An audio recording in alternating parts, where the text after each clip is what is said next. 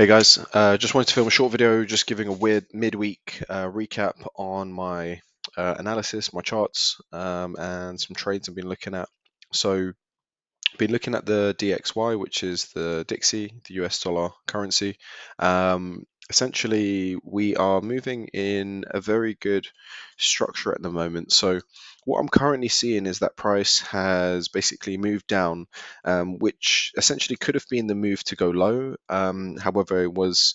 Unfortunately, price just wasn't able to commit at that point. We did have a pretty nice run here, but what happened was we moved up fairly corrective and we came down in this sort of middle section bull flag, and in this sense, it doesn't really matter how you draw it. We can just basically see that price has essentially pushed back out now. There was a form of a lower time frame 15-minute sort of continuation here, but unfortunately it wasn't something that I was going to trade on the DXY, but it was great that I was able to not acknowledge it, and by going onto the Euro USD, we can also see that the trade was available over there. The only thing that we risk right now is that this could potentially expand, and it could get a little bit complicated, especially over low liquidity hours. So that's something that I'll bear in mind. It's not very likely, but it's always a possibility. We can also see something like this form, and so forth. So just keeping in mind that there's a few variations on the table of what could happen.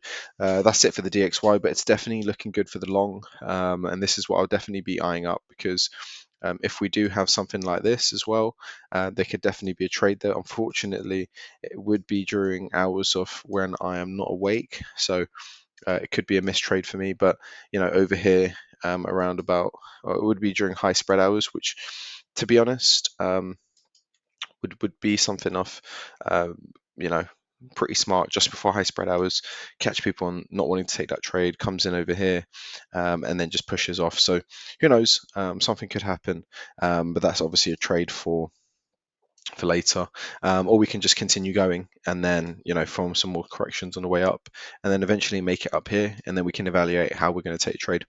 The next one I'm looking at is Aussie CAD.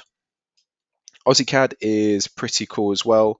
What I do like about Aussie CAD is that we are moving in a very nice rotation of, imp, a very corrective price, but we're rejecting. But I don't really feel like this is the rejection that I would have looked to capitalize on. This is a rejection from pretty much around about here. I did see it and I did think, okay, this could potentially be the point it goes, just because I saw, sort of areas of opportunity, but really and truly, it probably wouldn't have been a trade I took. Price moved here, probably would have taken me out, carried on, created this sort of formation here. Got a bit too corrective for me, thinking price would come back up here. Did eventually come up here and then tag everyone out and then go. So, I've been into these sort of trades before, and it has messed with my psychology before, but I'm more than happy to stay out of that particular trade and look for the better trades, in my opinion. So didn't really take a trade on that at all. Euro Aussie was pretty nice actually. So I have been eyeing this up, but I wasn't very convinced of it. I mean, I guess looking back on it, if price does commit, then you can always say, well, what was I looking for? Perfection. There was more than enough time to get involved on this trade and enough opportunity. I think there's a lot of opportunity to actually just get involved on a trade like this with, very tight stop loss of even 12 pips. You could be running easily around about 2-3 and onwards percentage. So definitely good trade on the table there, but it wasn't one that I considered. I was more in favor of looking for head and shoulders. So, I guess once again, it can always form into looking for a little bit of perfection or whatever you want to call it. But I was looking for something to be a little bit like this. Obviously, not so corrective on the way down, but something a little bit like that. That's what I was looking for. And then either it just kind of broke a little bit above and then it just committed and went down. So this was ideally what I really was looking for. And if that played out, I would have definitely taken a trade in this area here. Unfortunately, we did just kind of push low, create a flag. Completely fine with that. don't really have a problem, but I'm also aware that, even if price just suddenly just started pushing up here, then, that's still valid in my opinion. So I'll be looking at something like that still. Price does commit and just keeps pushing away, there'll be an abundance of opportunity for me to get involved. EUROCAD. EUROCAD is pretty nice. So obviously I've been looking at this as the higher value area. However, us creating this sort of level of formation over here, I think there is enough context for this trade, for example, to come up here as well. But as well at the same time, I think if this is going to go, there's nowhere to say that it can't come all the way back down here before we go back up. So I was looking at this as this is sort of running channel. We came out, we pushed out, and we've started to create a flag. The only issue I have right now is the shape of the flag. So I see it more as a hover to this pattern. And we've broken out, we pushed out impulsively, and we're creating this hover. This is a middle section. Now, I did get involved in a trade around about here, and I think definitely it wouldn't be the finest of trades because it's definitely corrective price action at the moment. So I will definitely be on my management game with this position because this can easily, a couple of pips, just drops a bit lower and then just comes straight back up. And then what do we have there? We have this sort of uh, it could form out two ways. It could easily just push back in here and go up, and then meet with a higher time frame and carry on with this corrective price, and we could see something a little bit like this evolved, or we might just continue to the downside. So I'm kind of happy with the positioning of being in this trade. It's just I'm not tied in 100% with it. So until I see some commitment on this pair, I'll definitely be looking for you know to actually manage it well, but I don't think I'll be scaling in anytime soon. So that's one trade, especially approaching high spread hours. It's not really something that I'll really entertain. So that's something I'll be cautious of. Another one is Euro USD. I also entered a position on this one. Yeah, it has been quite a adventurous day for myself, let's say. So I was able to enter this position here. Basically, I was looking at it on an hourly time frame, and essentially, this is just what I'm forecasting as a potential point where we could pull back and go back up. So I have got that on break even. So my trade is basically locking me in for some protection over here. So I'm not really bothered if I get taken out for a break even, neither a loss, but it's just more so I just want to be more involved in this position. So the context behind this position is fairly simple. I was essentially looking at this originally. Let's just grab this tool over here. And I was looking at this on the hourly chart. Now, this would have been also really nice. We would have seen this nice little flag over here, and this would have formed as a level of continuation. So we would have come in over here, made two tops, two bottoms, and then continued back up, which would have been a really nice trade over here to take us all the way up here to the high time frame 4-hour chart, which leads us up here. That's the gameplay of the trade that I was really looking for.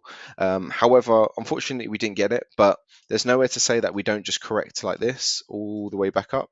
So something like that could also be quite appealing, although I will be aware that we could just keep continuing and correct all the way up here, which is unlikely, but possible.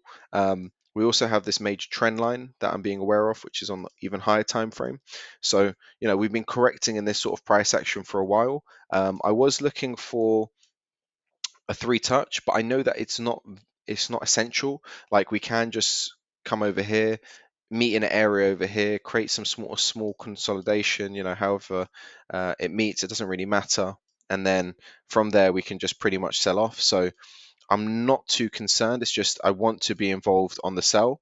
And if there is a good shorting opportunity here, then behold, I'll probably try get involved. So, this is another way I'm basically looking at it, and how we've approached this is pretty nice in my opinion. We've come down with quite a strong impulse. And so forth. So as I just kind of run that chart onwards, this is where we currently are in time. And yeah, we basically broke out of this. We're creating a flag and we form continuation. Now, obviously, this can be another gameplay, and I won't be looking to get into that 3rd touch if it does play out, because a couple things could form. We could get an expanding as well like this, which is once again, this would probably take me out for a trade, and it's not something that I'm looking for. So that's also a possibility. And obviously looking at EUROCAD and EURUSD, these are both looking like middle sections towards these patterns. So that's something I'm extra aware of, and I definitely have this on break even, so I'm not too concerned. The next one I've got is GBP Aussie. GBP Aussie is pretty nice. I did capture a trade. Unfortunately, I did get taken out at that point, which I did show in my recap video for 3.5%. It has continued to move, although, like I said, I'm more than happy of being taken out there than anything, because the management for me was kind of more so on point. Perhaps maybe I could have been a little bit more lenient and put it up here somewhere, and then just forecasted like this could have been a pattern. But once again, not really bothered. I was more so looking at continuation here and just continuing. So it is what it is at the moment. Not really seeing much change on this. There's a potential that we could, we could be coming down to this section before we go up one more. So bearing in mind that there could be more bullish momentum on the way, and it definitely meets with the higher time frame if we do have that bullish momentum. So that's something to be more than excited about. Definitely going to be keeping my eye on this and seeing this as a more complicated middle section for the upper move. So that's one. And then GBP USD, I guess similar sort of thoughts, just a little bit more complex. So essentially I'm looking at price forming this middle section now, and I think we're going to have something a little bit more so like this. And then price will essentially create some sort of continuation. So once again, I'm seeing this as more of a messier middle section, and with that middle section, we're just going to come in over here, and basically if we can make it to the bottom there, that will be more than exciting. So we got this 1, 2, 3 coming over here, push up higher, and then we go for the run all the way up, and then we just continue. So I'm basically looking at this and then evaluate how price gets there. So that's basically what I'm looking at right now. Obviously we do have inflection points on the way as well to be also cautious of, and that's it for my top 6. The one of the wild cards that I will go over is also Euro AUD. This was another sort of one that I was basically looking at, and it basically was similar to EUROCAD and EURUSD.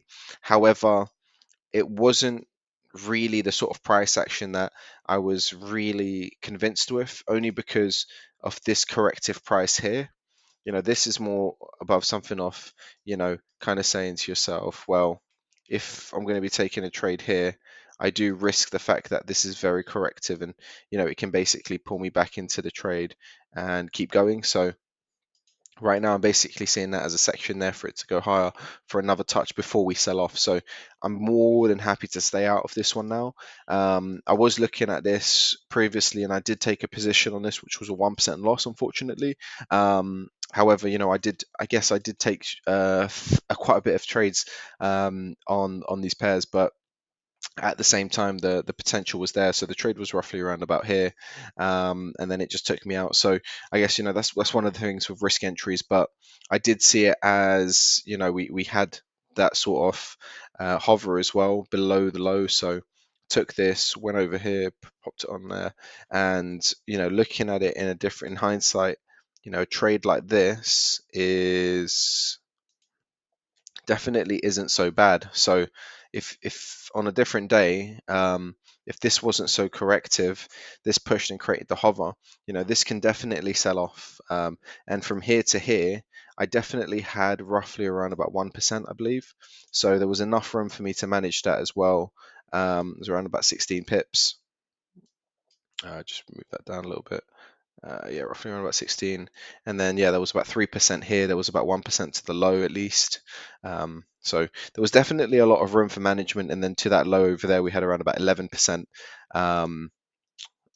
which was the middle section. So I was assuming there'll be a larger flag in this section over here, and then over here was looking at the 90% rule, which was roughly about 30% onwards. So definitely EA was my one that I kind of am a little bit like, well, it didn't really work out, but if it did work out, it would have been really nice. Who's to say that it won't just play out overnight? I'm not really too fussed about it. Like I said, just need to be on my management game now. And yeah, that's essentially what I've been looking at.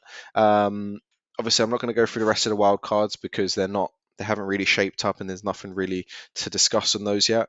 However, tomorrow definitely going to be looking at the yen pairs, US yen and Euro yen, but I'm more so looking at it for the buy than the sell. I think the sell was definitely very appealing, and the sell is coming.